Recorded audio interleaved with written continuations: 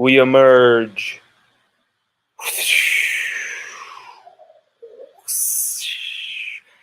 LSU Odyssey-fied. What's up, everybody? LSU, 3 straight wins, heading into a trip to Jordan, the first road test of the Brian Kelly era. We've been putting out content on LSUODYSSEY.com. You've got to check it out. Where we've been talking about, an article today is, are Brian Kelly's Tigers as good as you thought they were? Or it really asks that question, where is this team at? Where is this team at after the first quarter of the season?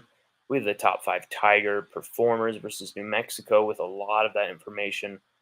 Looking ahead, casting ahead to this weekend.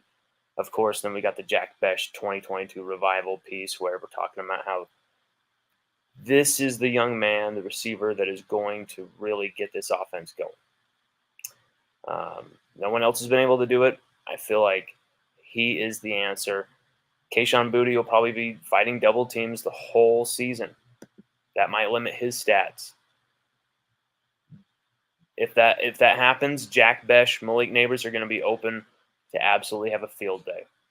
And so, we've got a lot of content on the site. But what I wanted to talk about right now for this show, right now, LSU Tigers that I'm worried about, that I'm concerned about after a quarter, after 4 games in, Tigers that I'm concerned about, I'm worried about. I'm wondering, where are they going to go this season? Are they gonna rise? Are they gonna fall? What is next for some of these players? And who are you thinking I'm gonna be saying? Who's caught your eye as a player that has just been kind of losing it this season, not really been a part of it, and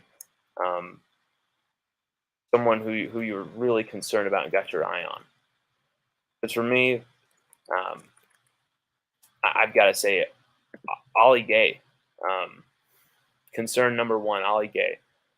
He did get his first sack of the season this last week. 1.5 tackles for loss on the season, 7 tackles, 1 forced fumble in the 5 snaps he played against Southern. He was suspended that first half because of a targeting in that week 1 against Florida State, a game where he had a really bad pass rushing record against Florida State's offensive line. And, even though he had that forced fumble, had that sack this last week, 0 pass breakups, which is something he's always been great at. But, overall defensive grade for Ollie Gay is 54.8 with a pass rush record of 55.5. Run defense, 59.4. And, coverage, 68.0. But 2 hits, 2 pressures against Florida State, 1 missed stop. He was the 17th rated defender versus Florida State, behind guys like Desmond Little, Jacobian Guillory, and even Colby Fields. Versus Southern, only the 5 snaps, though he atoned with that forced fumble. But that game is kind of a wash for me. Versus Mississippi State, though, Ollie Gay, he played a lot in this game. But still, only 54.1 defensive grade overall.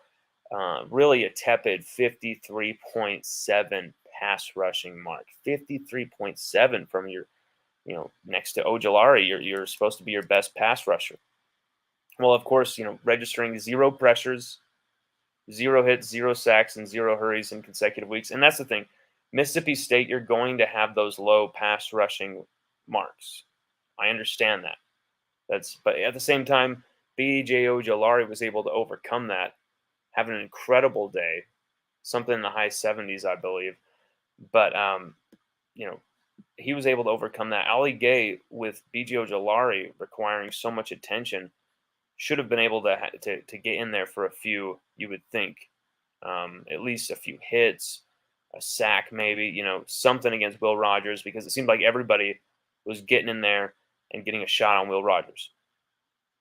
but Ali Gay did not. So for two consecutive games, he had zero pressures, zero hits, zero sacks, zero quarterback hurries.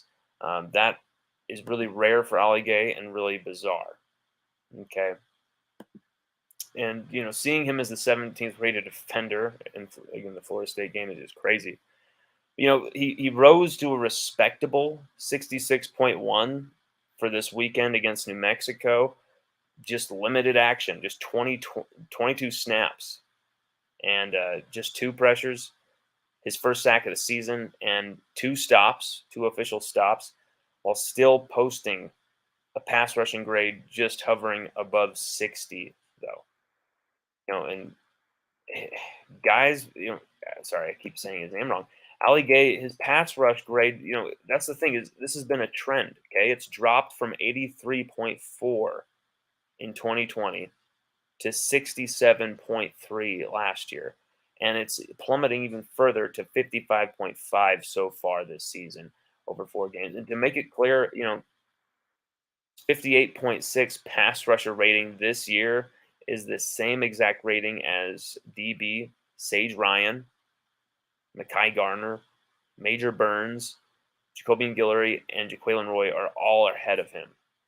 So you got Sage Ryan tied with him, and then you got Mekhi Garner, Major Burns, two DBs, and then you got Jacobian Guillory and Jaquelin Roy, two defensive tackles ahead of him.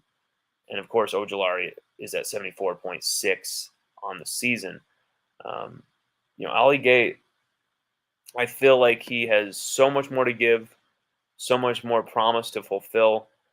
But there's something also worrying about his game too, and that's against the run.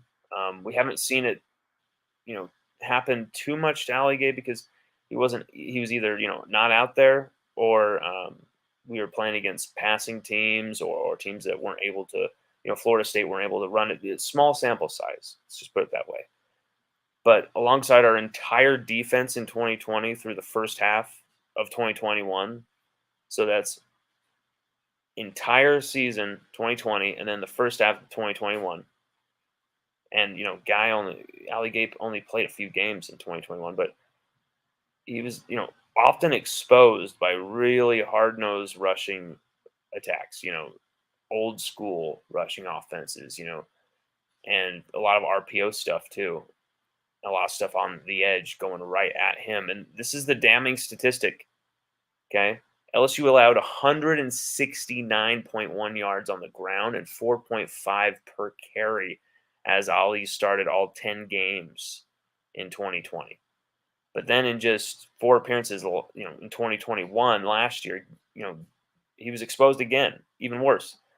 3 of our first 4 opponents, UCLA, Auburn, and Kentucky, all eclipsed 4.5 yards per touch and racked up 813 combined rushing yards against us.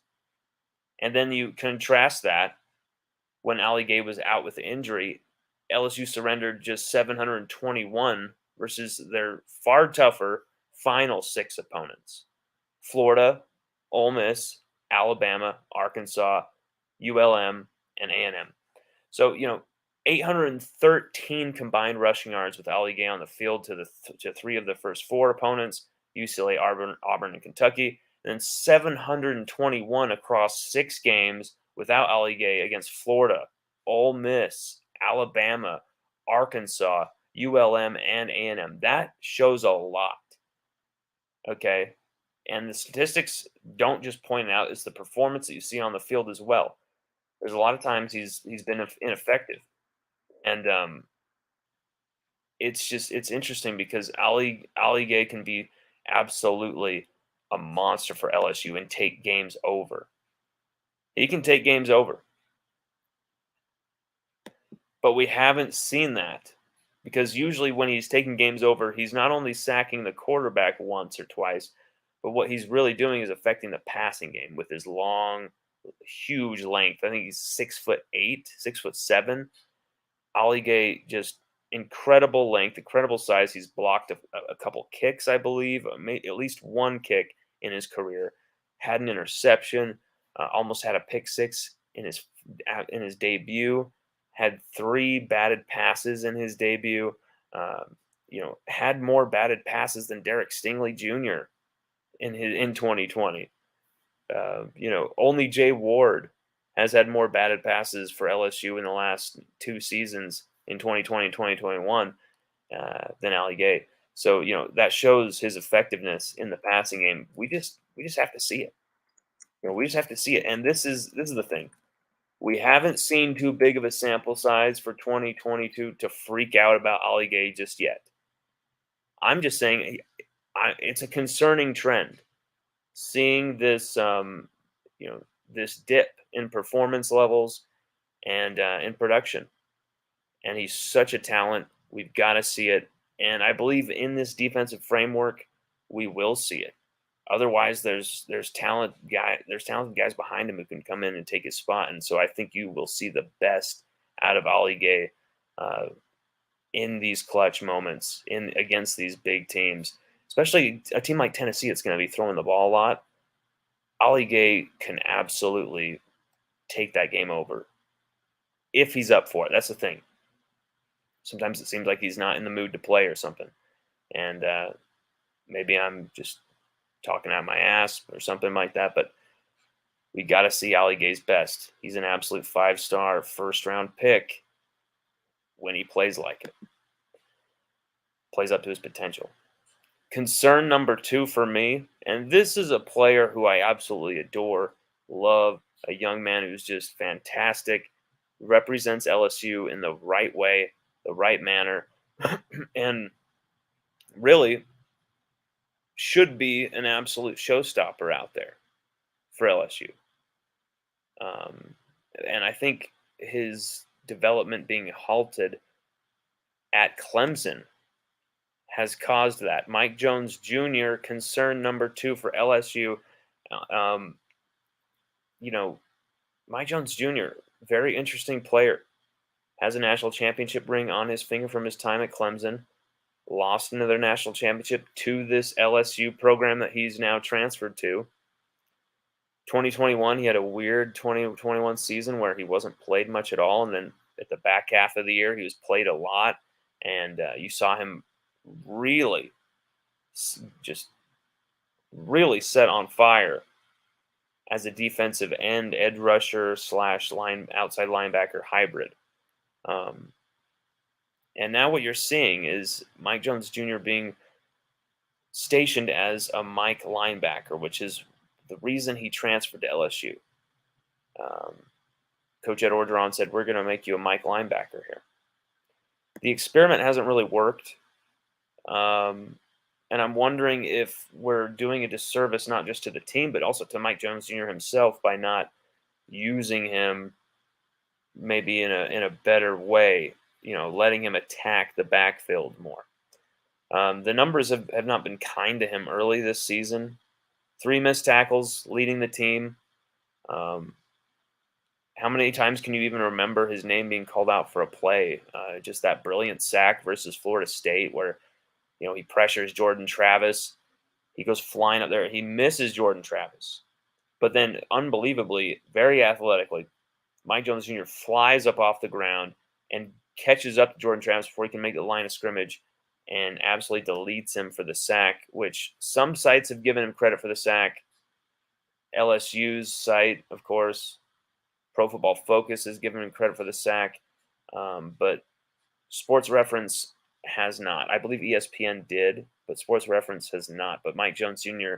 for sure gets a piece of a sack on that play, but Ojulari helps him get him to the ground there. But that was a brilliant play for Mike Jones Jr. Outside of that, I haven't really seen anything. We've got him being the 15th rated defender on the team at LSU right now. 15th rated, and then, the 10th rated defender against Mississippi State. 64% defensive grade overall, run stopping 72%, tackling 78.7. Okay, coverage 57.4. See, this is the thing. I'm starting to feel like I see a correlation here. Mike Jones Jr. only played 23 snaps against Mississippi State. Is that weird or what? Your starting Mike linebacker, what you've been told all offseason, only plays 23 snaps. Okay. But you compare that 64 overall, 72 against the run, and then interestingly, 77.8 tackling. But then, from 50 snaps against Florida State, he recorded a 26.4 tackling grade, which I believe was like second worst on the team with like Micah Baskerville, who only played 5 snaps in the game. So it was basically the worst on the team. And in 50 snaps. He leads the team, of course, in the misses. A season high of only 4 tackles, just a half tackle for loss, and then that one uncredited sack. Um, I count it as a sack because it was a brilliant ass play. But 19th rated defender from just 18 snaps versus Southern. I understand he didn't play that much, but you know, still only 19th rated defender. I only like 2 tackles in that game. Very anonymous early on. And then, his tackling grades go up when he only plays 23 snaps versus Mississippi State. He hasn't been the presence in the middle that we expected, and that's because I don't think he will ever be suited for that role. He could still be a success there at LSU, but I just feel like it might not be getting the best out of Mike Jones Jr. to play him as a Mike. I mean, maybe you play him as a Mike, but you allow him to attack the backfield from the middle position, but then you leave a huge gaping hole in behind. And that's the thing is like, I could see times where him and Harold Perkins are interchanging, where Harold Perkins is lined up outside pre-snap, and then right as the snap comes, you got him switching to the middle and Mike Jones Jr. basically a stunt from the linebacker position coming off that edge. You could see that. I could see that being effective because that's the thing is Mike Jones Jr. was fantastic when allowed to go at the quarterback and attack. And you saw him sack the hell out of Bryce Young as well last year. Absolutely just deletes Bryce Young's face. So Mike Jones Jr. has it in him. It's just very interesting to me that the fewer snaps he's played, the more solid he's been. The tackling grades have been really poor. But like, you know, the fact that he goes up to the 10th rated defender in that epic defensive performance against Mississippi State. And here's the thing, you got Savion Jones, who's only played 8 snaps ahead of him, but Savion Jones forced a fumble, had a sack as well. He was very effective in those 8 snaps. Say what you will. Harold Perkins is, of course, ahead of him. Micah Baskerville was unbelievable in that game. Mekhi Garner was shut down. Mekhi Wingo was fantastic up the middle. Greg Penn, the third, he had a stronger game too. 26 snaps as well. We'll get to him in a bit here. Major Burns played 64 freaking snaps. It was unbelievable. Sadly, Major Burns out for 3 to 6 weeks. Greg Brooks Jr. ahead of him as well. But yeah, Mike Jones Jr., he definitely, if you use him as an outside linebacker, edge rushing hybrid, I think you're going to get the best out of him. I feel like it might be a disservice to his abilities and to the team to have him, play in this Mike linebacker position where react and respond. That's really not his game. But we'll see. And we just brought up his name. Greg Penn the third. Greg Penn, sorry, Greg Penn the third. For me, and that's interesting. He's concerned number 3, Greg Penn the third. He's someone who's actually played well. There's just some susceptibility in the passing game that I've noticed that was caught out against Florida State, where he's not really like losing his man completely. he's just getting lost at that crucial moment in coverage. He's just getting lost at the end of the route. He's just not got enough energy to defend the pass when it comes down to it, even though he's in position. And then there's times he's straight up just been completely brutalized on especially on those third down passes against Florida State, and same with Mike Jones Jr. But both of these linebackers are very intriguing to me, and it's very clear that Matt House agreed with us after the first two games that Mike Jones Jr. and Greg Penn III were kind of the weak links to the defense going into the Mississippi State game. So what did he do? He gave Harold Perkins 38 snaps that game. 32 snaps for Harold Perkins. And then he gave Micah Baskerville, who had, 5 snaps in the first game. 5 snaps against Florida State. Barely even there. Barely even existed. Blocks a punt, has a pick six against Southern, and then suddenly he's out there for 38 snaps, which he should have been. Perfect game for him to play in. But, are we going to see Greg Penn III and Mike Jones Jr. as a tandem again for LSU's linebacker core? I'm not so sure. Could we see Greg Penn III partnering up with Micah Baskerville, or Micah Baskerville and Harold Perkins in a 3 right there? Sure, that would work. But at the same time, we're still uncertain where Greg Penn III, his role is as a linebacker, what he's best at as a linebacker. And to me, it screams out more that he's better at run stuffing than defending the pass. That's quite clear to me. But at the same time, he had some nice coverage in a couple games here, a couple batted passes, but you don't know what you're going to get from Greg Penn III play to play, and that's due to his lack of development under the Coach Orgeron regime in his first season, where Greg Penn III barely even played until the final few games, mostly the Kansas State game, which is really a joke considering you were struggling at the linebacker position last year. You want to bring someone along like that until you solidify that.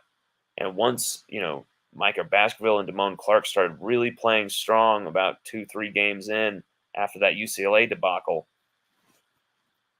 it's like then the door was shut. There was never a chance for a rotation, never a chance for Greg Penn III to even get in there for a few plays. That's kind of affected his development. But, Greg Penn III, I still have faith in him as a player. I think he can come good. But this season, he might be Baskerville and then Harold Perkins, who are going to be your 3 if you're going to have 3 on the field. 2, if it's going to be 2 on the field, probably Micah Baskerville and Harold Perkins right now, if I'd have to pick 2.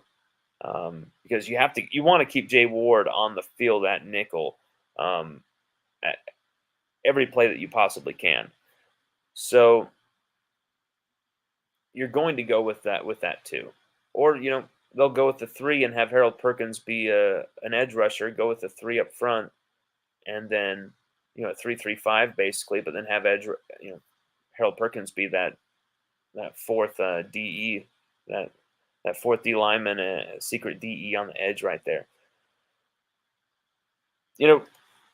There are some concerns with this LSU team, but they're playing a lot better than people thought they would. They're playing like absolute crap for 3 quarters against Florida State, playing like absolute crap against Mississippi State 3 quarters, down double digits in both games, but still somehow find a way and should have won that game against Florida State. It's an absolute asterisk, but LSU deserved it because they played like crap, walked the plank, walked themselves into that. And though Jaden Daniels is the one who was a big time architect of a lot of those comebacks, those 2 comebacks, and has looked, really good at times, he's also been very poor passing the football. This is where LSU season can go from, you know, good, like 8 wins or something, to great 9 or 10 wins potentially. Or it's where LSU's season could go to 6 or fewer wins. Jaden Daniels' arm. Jaden Daniels' arm. Whether LSU are going to be really in the dumpster, or if LSU can really actually get 8 or 9 wins, if not more. I'm not even kidding. That's the thing about college football this year, and it feels like the last few years, just building and building ever since 2007's craziness. Feels like college football is at such a parity right now that week to week, you never write any team off. And that's the thing, is going into this Auburn game, there's a lot of talk of Auburn's done. Auburn's done. They're screwed. They're so toxic. Blah blah blah. Yeah, they could still beat LSU though, because Auburn was an absolute dumpster fire in 2020. And what happened on Halloween? They absolutely murdered LSU. Absolutely murdered LSU on Halloween. It was like a Michael Myers Halloween 2 outtake. Like the just kept going in my head while I'm just watching this, absolute macabre 40-point win over LSU that day. It was a joke. And so that's the thing about these LSU Auburn games. Such a roll of the dice every time. But wouldn't it be a lot better if LSU could throw the ball against this Auburn defense? I think so. If LSU can throw the ball through Jaden Daniels for at least 280 passing yards plus and 2 touchdowns, combined with what Jaden Daniels will provide on the ground and what LSU's renewed energy in the running game is providing, you could see a win here for LSU on the road. But that's the thing, is LSU's defense is going to keep them in every game here from here on out. Whether you love LSU, hate LSU, disrespect LSU or not, one thing you have to admit, Matt House's defense, pretty damn good. They're electric. 88 total yards to New Mexico, only 2 first downs, allowing 11 third down conversions to Florida State in week 1. Since then, teams are going 6 out of 34 on us, including Mississippi State, who I don't think they were first in the nation in third down efficiency, but they were at least in the top 5 when we played them. And we absolutely neutered Will Rogers and Mike Leach on third down, fourth down, crucial downs in that game. LSU have continued to do it. And that's the thing, is if this defense can always give Jaden Daniels the football, Jaden Daniels is going to have chances to make mistakes, respond, recover, and make the right throws. But here's the thing. What we're seeing passing-wise is piss poor and not good enough. With this receiving core, LSU's offense should be putting up 30 to 40 points per game and over 300 passing yards each time they step on the field. I'm not saying that's a requirement. I'm saying that's the talent level that you see out there. And instead, we are seeing a team that their production is only marginally better than New Mexico's was when we went into play New Mexico. Their leading receiver had 140 yards. Our leading receiver, Malik Neighbors, had 199. And that's not anything to do with the receivers.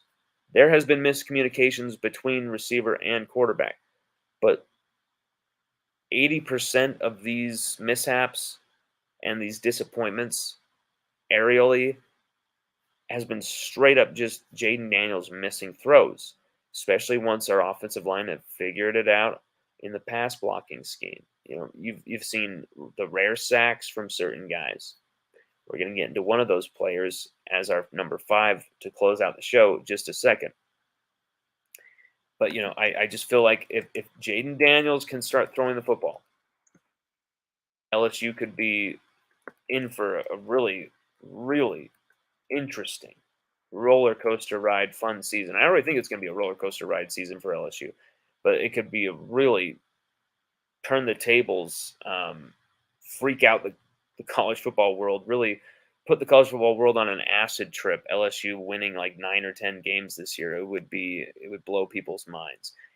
Jaden Daniels is really in control of that destiny. If Jaden Daniels starts throwing the football to this electric receiving core, and they can open the roof with an offense that just scored 600 yards on New Mexico, who aren't Southern. They're not some scrub. They're not UAB that we're going to be playing later. That's University of New Mexico. Actually made us earn that 38-0 shutout, but we just put 600 plus yards on that team. This is a team that's also put up the first 60-point game since Joe Burrow walked off into the sunset. That's the first shutout by an LSU defense since 2018. There's things that are falling into place that point to a really strong future for LSU. Maybe not this season, potentially down the road. It's looking really good with these freshmen who are stepping into these roles and really fulfilling their Tiger destinies with some absolute majesty. But Jaden Daniels is the one with the keys in his hand. Jaden Daniels is the one behind the wheel this season. If Jaden Daniels can throw the football, and he doesn't have to throw 300 yards a game, that's not going to be even possible. But if he can get efficiency, 25, 26 completions around there per game, maybe 22, and a couple touchdowns at least per game, we're going to rush the ball in the end zone for sure, at least 1 or 2 times a game, whether through Jaden Daniels' legs or one of our running backs. So if you also are getting 2 touchdowns out of your receiving core, you're with that defense, you're going to be in every game. I don't care what anyone says. That's just math. So yeah, a concern and a potential spark for LSU. Concern number 5, Charles Turner, the lowest rated pass blocker on the team this season, our center, one of the strongest rushing blockers. He's been really night and day with that. On one hand, he's really good run blocking. On the other hand, his pass blocking has been horrible. Run blocking, Charles Turner is number 1 in his overall Pro Football Focus rating, 74.8. He has allowed 1 sack, though. That's the thing, is run blocking, 74.8. He has literally completed 100% of his run blocks. Just perfection there. This is against Mississippi State. This is the sample size that I'm using. It's pass blocking. Charles Turner. Overall, out of offensive linemen, he is 4th. 4th out of 5. 4th out of 5, with Miles Frazier being the worst on here. Charles Turner, 76.8. Doesn't look too bad, right?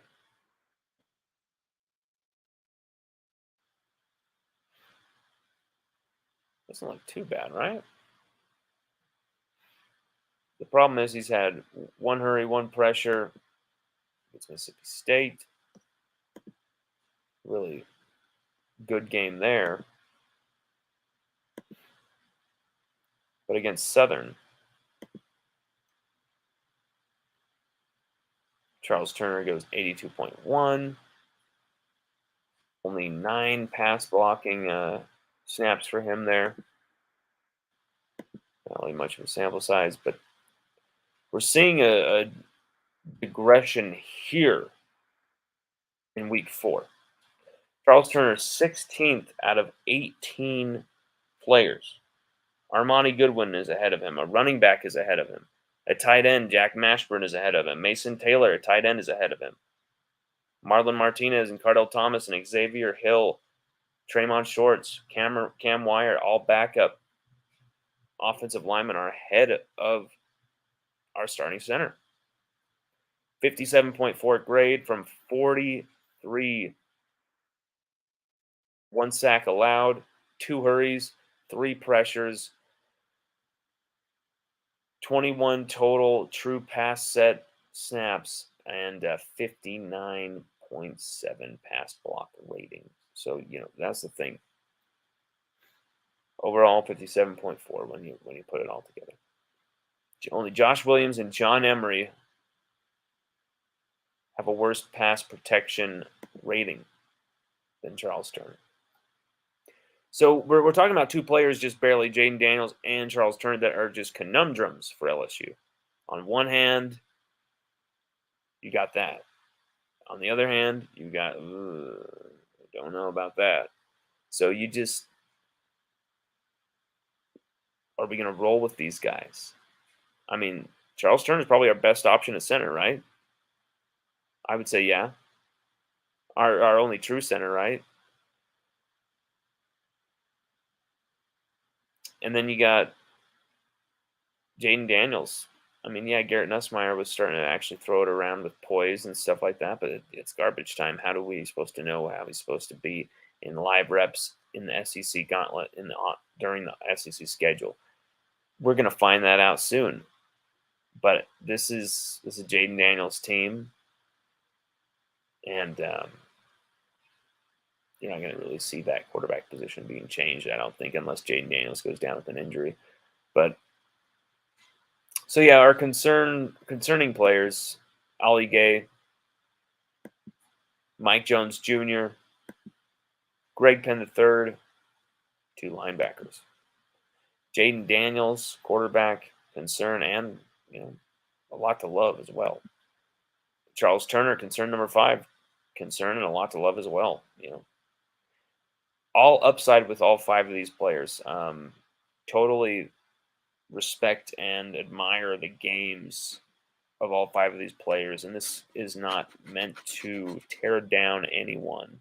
This is meant to build up and to encourage and support, and to identify things that I have to be honest. I have to say what I believe, and what I'm seeing out there. Not just what the statistics are telling me, but I could tell that Ali Gay wasn't having a good season before I saw those pass rushing statistics.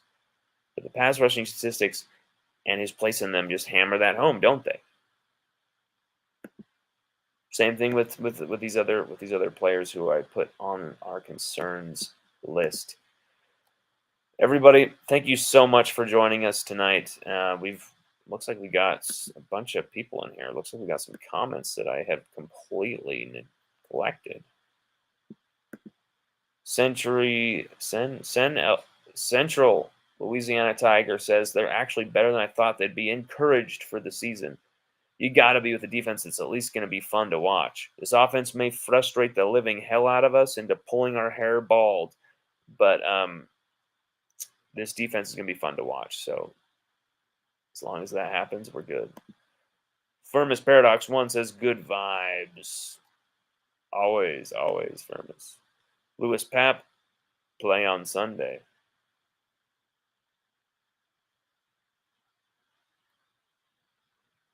Like Florida? Why?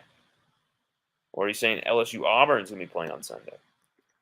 Something just come up? My phone's been kind of going off here. No, it's still scheduled for Saturday, and the Hurricane Ian is supposed to be going towards Florida. So, yeah.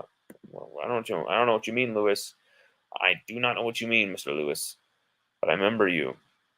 You used to be kind of a spicy shit talker, Lewis Papp. But if you're the right person to remember, I think you are. Mike 3883 says looking good. I know I am. Thank you. Just messing with you. Hummus Hero says I thought Mark was doing a call-in tonight. Well, he probably is somewhere. I'm sure he's doing it on his channel as well. LSU has problems bigger than any players, Alabama and Georgia, LOL. Yeah, well, that's the thing is, I mean, we're not really saying LSU are better than Georgia or Alabama right here. But we're saying that we can compete against them. And on the gridiron, any given Saturday, you never know. Everybody, I gotta go. Thank you so much for checking this out. Definitely check out Mark Rogers. He does does great stuff here. Great stuff on his channel. Love being a part of the post game stuff. Check out our post games. We're gonna be doing it this Saturday, and of course, early the Saturday after that for Tennessee, we're basically doing breakfast with with that damn game. Ridiculous, but this Saturday it'll be in the evening time, I believe, with Auburn. So definitely check out the post game. It's always right here. It's always on LSUODYSSEY.com. We simulcast it both ways. Always check it out because you never know who we're going to have on the show. And this week, we have someone interesting lined up. I'll just say that. Thank you, everybody. Have a good one.